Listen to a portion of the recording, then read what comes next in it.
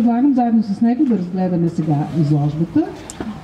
Той има така своеобразен език, нали, на изразяване, затова ще ви помагам, за да разтълкуваме неговите реакции.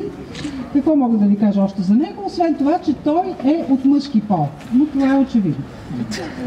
Освен това, тук някои от вас, колеги и приятели, ми казаха, че тъй като утре е Петлов ден, хубаво е в навечерието на този Петлов ден все пак да поканим един критик, който е свързан с тези типи.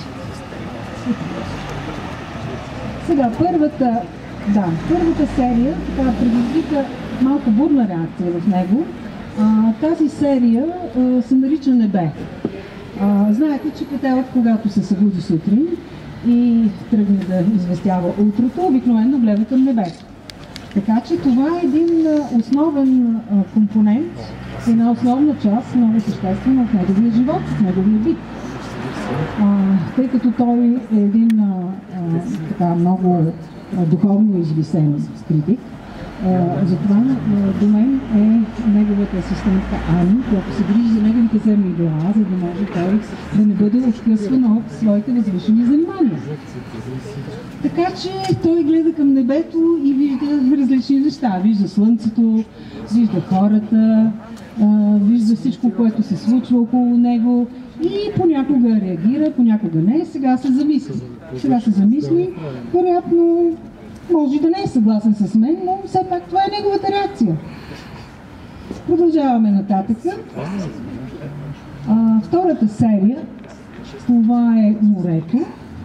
Той не му обръща особено внимание, но аз си мисля, че по-скоро в момента той така завуалирано се замисли за това какво е морето. Да, той не пие от него, но това е просто един голям басейн, един голям съд с вода, където може да се изкъпе, нали? Сега отиваме към третата серия, която се нарича Планина. В нея можем да видим различни превъплъщения на планината. Можем да я видим такава, каквато я вижда той, можем да я видим такава, каквато я виждат хората, или можем такава да я видим, каквато я виждат хората с абстрактно мислене. Защото абстрактното мислене, знаете, че то е в основата на организацията на нашия живот. Така че всеки, който мисли абстрактно, би могъл да управлява и да организира нашия живот. Сега, по едно време имаше някакви такива намеци, че за да си менеджер трябва да имаш абстрактно мислене. Да, така е. Защото иначе ти няма как да организираш работата и живота на твоите подчинени.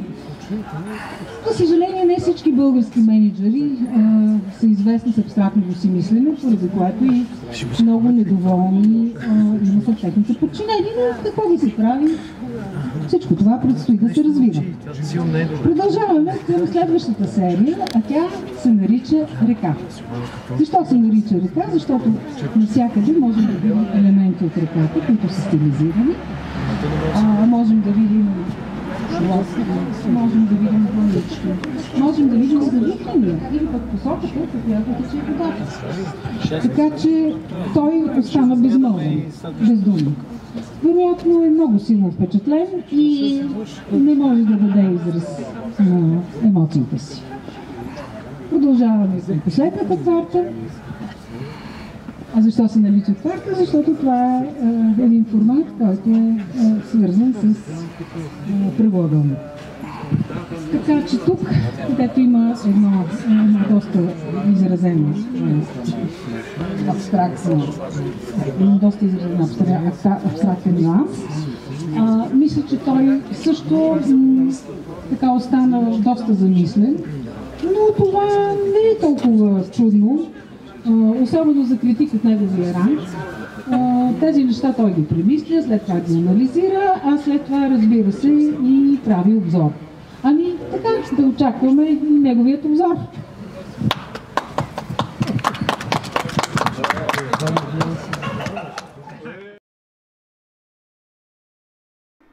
Мисля, че ще е интересно да разберем от самия Райчо в какво се състои творческият процес. в неговата работа? Откъде тръгва, през какво преминава и докъде стига? Възнамерявал ли е да стигне точно до там или е стигнал до други моменти? Здравей, Ваня, и благодаря за хубавите въпроси. По първия, докъде съм стигнал и кой е бил творческия процес, мисля, че не съм планувал стриктно нещата и съм нямал идея за това докъде точно ще стигна, но като цяло съм обръщал внимание на нещата около мен, конкретно за темата от изложбата. Нещата са разделени на 4 групи и са свързани с природата. Те обхващат планината, морето, реката и небето. Като съм се старал да разгледам конкретни неща, от които да извадя абстракция, тъй като добре знаем за абстрактните неща, чели сме много за тях, но как можем да ги преживеем? И това при мен е свързано с откриване на абстракции в конкретиката. Дали ще бъдат едни хълмове от планината, или ще бъде някой камък от реката, който да ми заприлича на скулптура на слънце. Това вече е мое виждане на нещата и мое умение да вадя абстракции от конкретиките. За това как те са свързани. Всички знаем за какво ни помагат абстракциите. Че те ни отвеждат в определена посока. Някой път очаквана, някой път неочаквана. Успяват да организират нашето мислене и да ни помогнат в управлението на процесите. Вдъхновение, разбира се, че има, и то е навсякъде около нас. С какво графиката ни обогатява? Графиката винаги ми е била близка като техника. Дали ще бъде приложена или печатна, или компютърна такава. Моят приятел Кирил Златков обича да казва как всяка точка в графиката е от значение. И тя е там, защото там е нейното място. Аз бих казал, че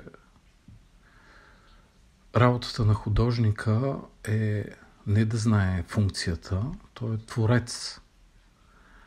А добрият математик трябва да може да извежда графика на функция.